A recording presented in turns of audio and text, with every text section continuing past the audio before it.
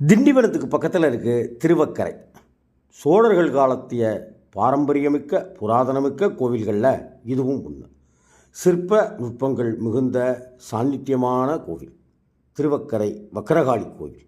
இந்த திருவக்கரை வக்கரகாளி அம்மன் கோவிலுக்கு நாம் போய் நின்று அரை மணி நேரம் அங்கே நின்று பிரார்த்தனை செஞ்சாலே நமக்கு சகல தீய சக்திகளிலிருந்தும் விடுவித்து காத்தருள்வாள் வக்கரகாளி அப்படிங்கிறது ஒரு ஐதீகம்.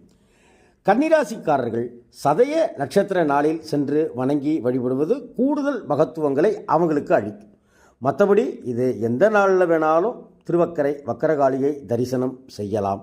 அதே போல் ஏழைகளுக்கு நம்மாலான அன்னதானம், அவர்கள் வீட்டில் அடுப்பெறிவதற்கு நம்மாலான விஷயங்களை செய்து வந்தால் நம் வாழ்க்கையில் ஒளியேற்றி தருவாள் வக்கரகாளி என்கிறார்கள் சாக்த வழிபாடு செய்யும் உபாசகர்கள்.